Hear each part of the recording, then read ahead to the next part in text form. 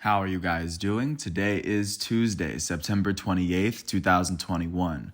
I'm James Sims, and for this episode of The Elite, I'm going to review the matchups and performances that took place from yesterday, Monday, September 27th. And of course, I'm going to preview everything that's going on today as we navigate through the world of sports one day at a time.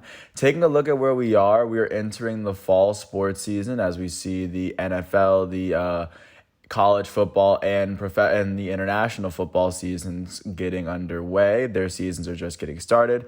Hockey has just gotten started as well, and the NBA is right around the corner, just to give a sense of where we are. And we are at the close of the MLB season as MLB teams are currently fighting for playoff positioning. So starting off in the MLB, or I guess before I get to the MLB, I guess it's worth noting that the very first matchups of the WNBA semifinals are taking place today at 8 o'clock and 10 o'clock. The first matchup is going to take place in Connecticut as the first seed Sun are going to host the 6th seed Chicago Sky. The Chicago Sky made it here after beating the 7th seed Dallas Wings in the first single elimination game, and then they would end up beating the Minnesota Lynx in the second round elimination game to make it here. And the second matchup is going to be at 10 o'clock. As the 2nd seed Las Vegas Aces host the 5 seed Phoenix Mercury. The 5 seed Phoenix Mercury would make it here after beating the 8 seed New York Liberty in the first round. They would end up beating the 4th seed Seattle Storm to make it here. And of course, this will be the first game in a best of 5 series. So that is where the WNBA sits at this moment. Jumping to the MLB, not that much going on yesterday. Starting off in Cleveland, the Cleveland Indians hosted the Kansas City Royals. And in this matchup where both teams neither team had a chance of qualifying for the playoffs, the Indians would end up beating the Royals 8-3. They would end up breaking the 3-3 tie in the bottom of the 3rd inning thanks to a home run from Amed Rosario. For the Kansas City Royals in this matchup, the loss would go to their starting pitcher, Jackson Kowar. Kowar would allow 5 earned runs in 4.1 innings pitched. He would strike out 4. With this loss, he's 0-5 on the season. In the Royals batting lineup, their elite catcher, Salvador Perez, went 2 for 4 with 2 RBIs and a run. He was the only player on the Royals with a multi-hit game. For the Cleveland Indians, the win went to Cal Quantrill. He allowed 3 earned runs in 6 innings, striking out 5. With this win, Cal Quantrill is 8-3 on the season. In the Indians batting lineup, their center fielder Miles Straw will go 2 for 4 with 2 runs. Their shortstop Amed Rosario would go 4 for 5 with 3 RBIs and 2 runs. He would hit his 24th double of the season as well as his 11th home run. Their right fielder, Bradley Zimmer, would go 2 for 3 with an RBI and a run, as he would hit a double and his 8th home run as well. With this win, the Cleveland Indians are now 77-79. That is the second best record in the American League Central. They've won 5 of their last 10 games. They trail the AL Central champs Chicago White Sox by 11.5 games in the division. The Cleveland Indians are one of 7 teams that have been eliminated from American League playoff contention. With this loss, the Kansas City Royals are now 71-85. That is the 4th best record in the AL Central. They've lost 5 of their last 10. They trail the White Sox by 17.5 games in the division, and they are also one of the 7 teams in the American League who has failed to qualify for the playoffs this year. Jumping out to Cincinnati, the Cincinnati Reds, fighting for their playoff lives, were able to beat the Pittsburgh Pirates 13-1. For the Pirates in this matchup, the loss would go to their starting pitcher, Connor Overton. Overton would allow 4 earned runs in 1 inning as he struck out 2. With this loss, he's 0-1 on the season. In the Pirates batting lineup, their left fielder, Anthony Alford, would end up going 2 for 4 with a run. For the Cincinnati Reds, the win was given to their starting pitcher, Reiver Sanmartin. Sanmartin would allow 1 earned run in 5.2 innings pitched. He would strike out 5 before getting pulled in the 6th inning.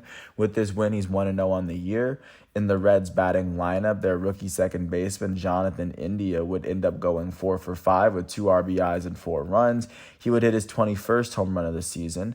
Their left fielder, Max Schrock, would end up going 2 for 5 with 3 runs. Their right fielder, Nick Castellanos, went 1 for 2 with 5 RBIs and a run. Castellanos would hit his 33rd home run of the season. Their first baseman, Joey Votto, went 2 for 4 with 4 RBIs and 2 runs. Joey Votto would hit his 34th and 35th home runs of the season. Their elite third baseman, Eugenio Suarez, would go 3 for 4 with an RBI and 2 runs. He hit his 29th home run of the season. And their shortstop, Kyle Farmer, went 2 for 4. With this win, the Cincinnati Reds are now 82-75. That is the third best record in the National League Central. They've won their last 4 games, and they've won 6 of their last 10. They now trail the NL Central champs, Milwaukee Brewers, by 12.5 games in the division. And at the moment, the Cincinnati Reds are now sitting 5.5 games behind the St. Louis Cardinals for that second spot in the National League wild card, as the Reds are the first team on the outside looking in. With this loss, the Pittsburgh Pirates are now 58-98. That is the worst record in the National League Central.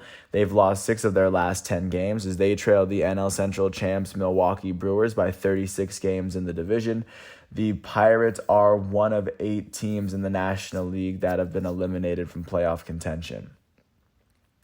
Jumping out to Detroit, the Detroit Tigers hosted the Chicago White Sox, and the AL champs were able to pick up yet another win over the Tigers, winning this one 8-7. The Tigers would score 5 in the 8th inning, but it just wouldn't be enough to mount the comeback. For the Tigers in this matchup, the loss went to their starting pitcher, though, Matt Manning. Matt Manning allowed 6 earned runs before getting pulled in the 4th inning. He struck out 3. With this loss, Manning is 4-7 on the season. In the Tigers batting lineup, their first baseman, Jonathan Scope, went 2 for 4 with 2 RBIs and a run.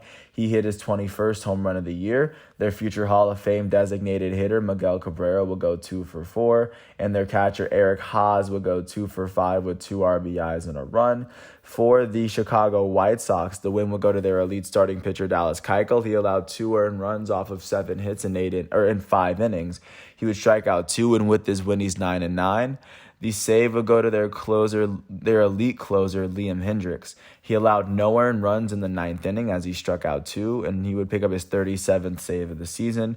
In the Chicago White Sox batting lineup, their shortstop, Leori Garcia, will go 2 for 4. Their designated hitter, Yasmani Grandal, will go 2 for 4 with an RBI and 2 runs as he hit his 23rd home run of the season.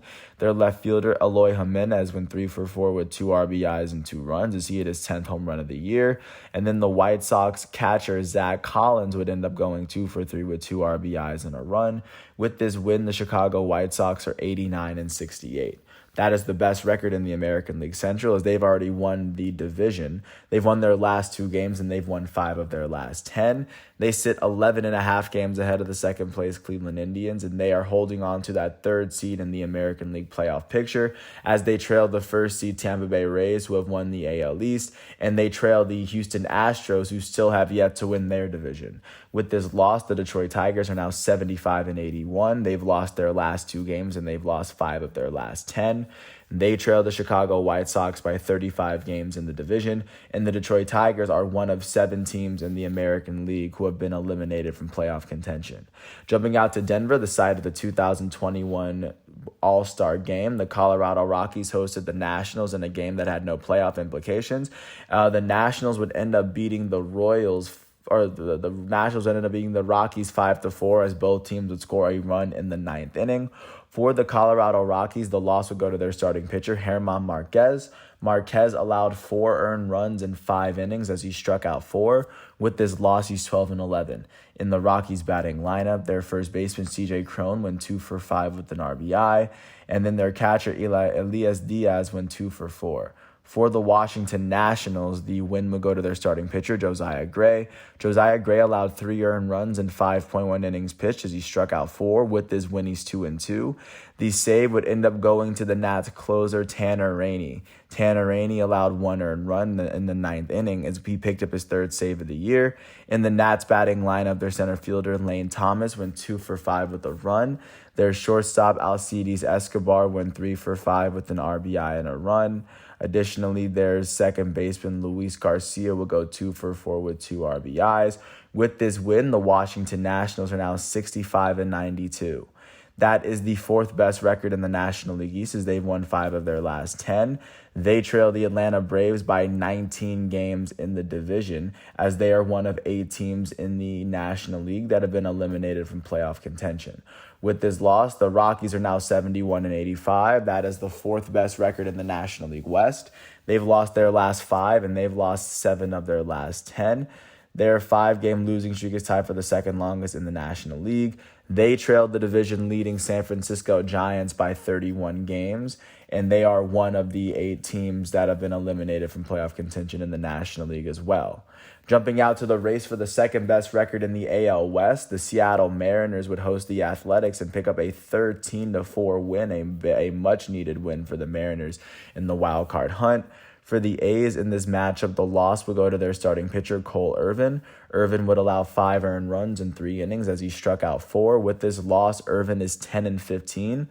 In the A's batting lineup, their first baseman, Matt Olson, went 2 for 4 with a run. And then their right fielder, Chad Pinder, would go 2 for 4 with a run as well. For the Seattle Mariners, the win would go to their starting pitcher, Chris Flexen. He allowed 4 earned runs, all 4 of the runs the Mariners would allow in the first 5 innings of the game.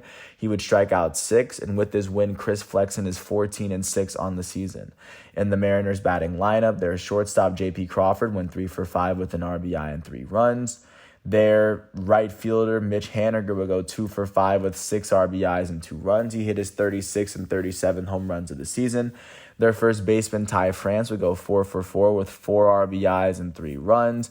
Their designated hitter, Luis Torrens, would go 2 for 5 with 2 RBIs. And their center fielder, Jared Kelenic, would go 2 for 3 with 2 runs. With this win, the Seattle Mariners are now 87-70. That is the second best record in the American League West.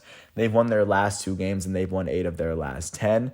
They trailed the Houston Astros by 4.5 games in the division. And at the moment, they are trailing the Boston Red Sox by 1.5 games for that second American League wildcard spot.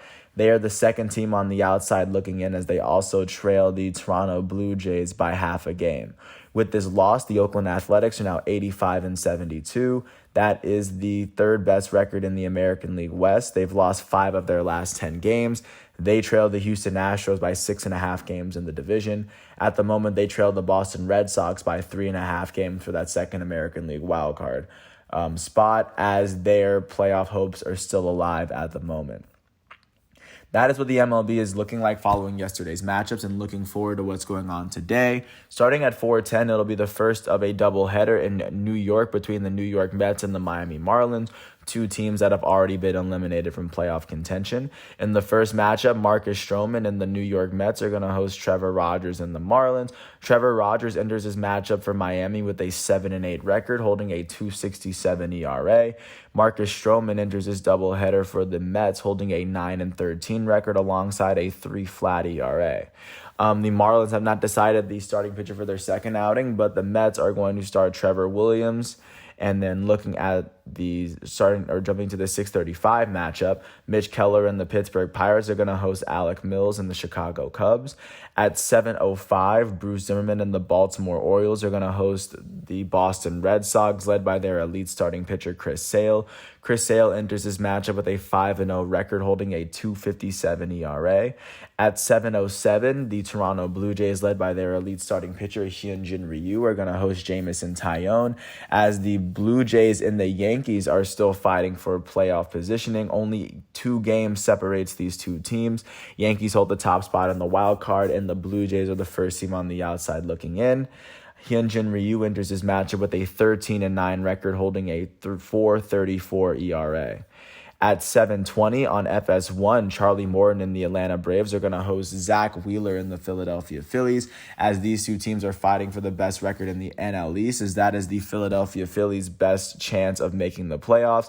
2.5 games separates these 2 teams. For the Philadelphia Phillies, Zach Wheeler enters his matchup with a 14-9 record, holding a 2.79 ERA, as the Phillies have 6 more games left in their schedule. And Charlie Morton takes the mound for the Atlanta Braves, holding a 13-6 record with a 3.53 record. At this point, the Atlanta Braves have 7 more games left in their season.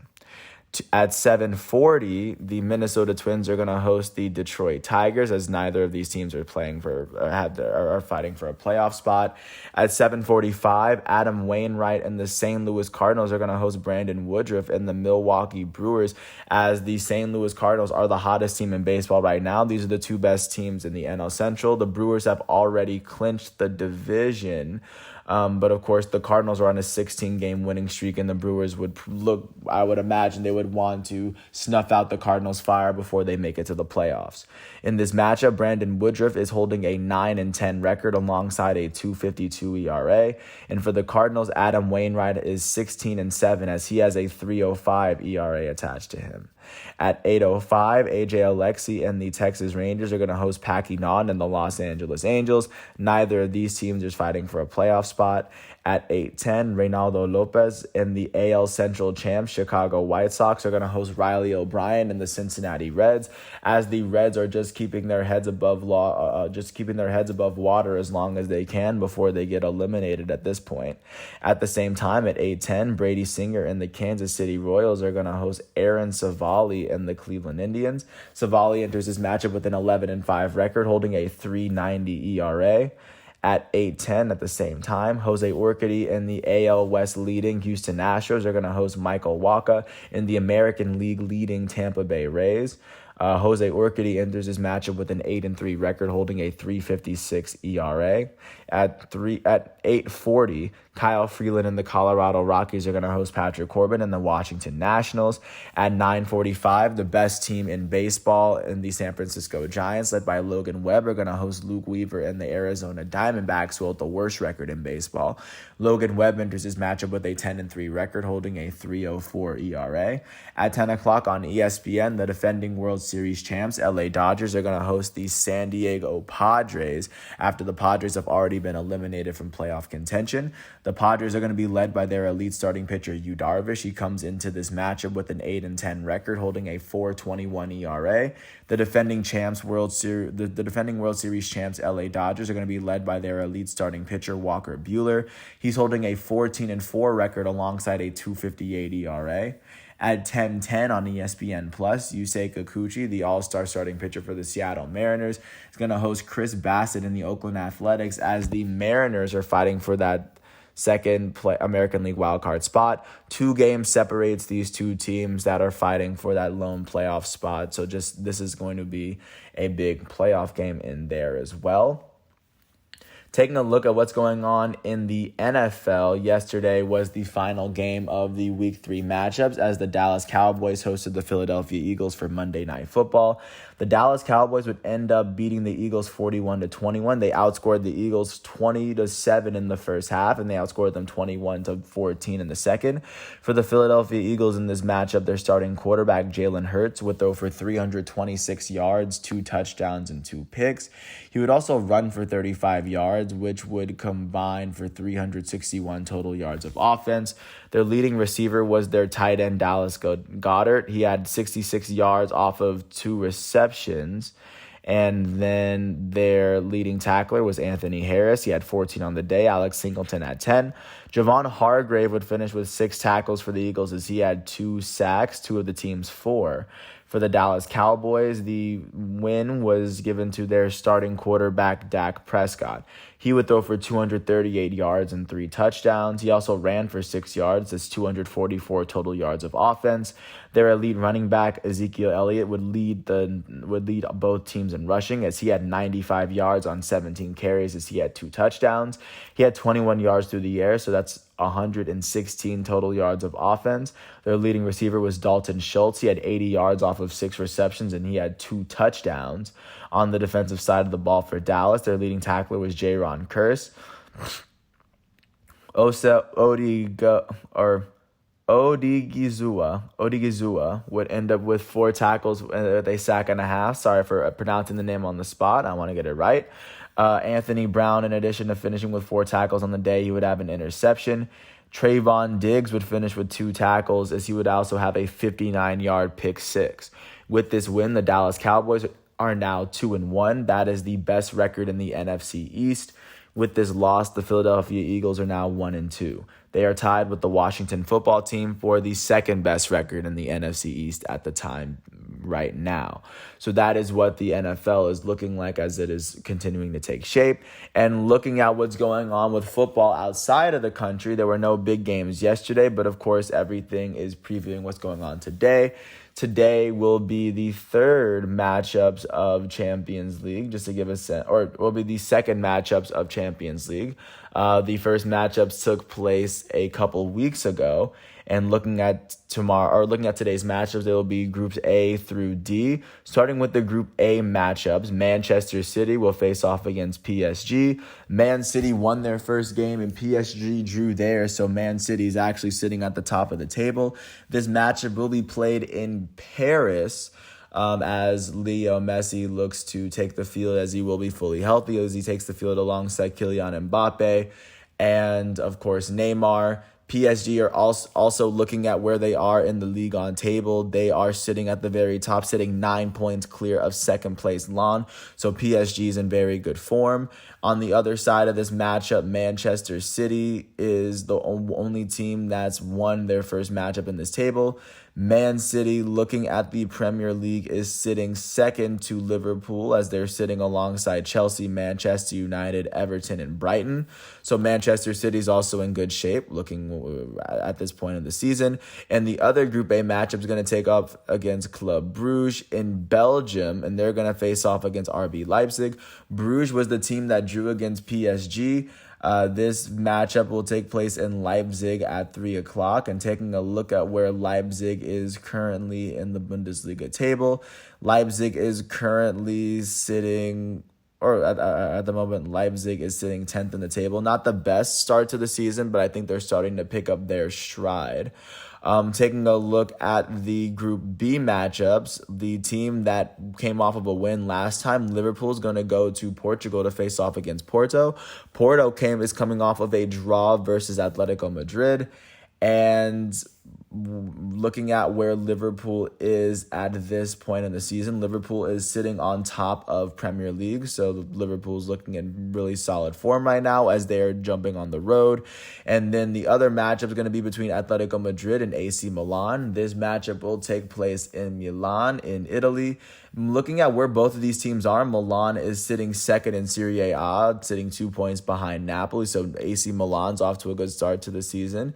And then looking at Atletico Madrid, they're starting off fourth in La Liga. So they're off to a pretty solid start this year. So both teams are in prime form, which may lead many to believe that this is going to be a very nice matchup.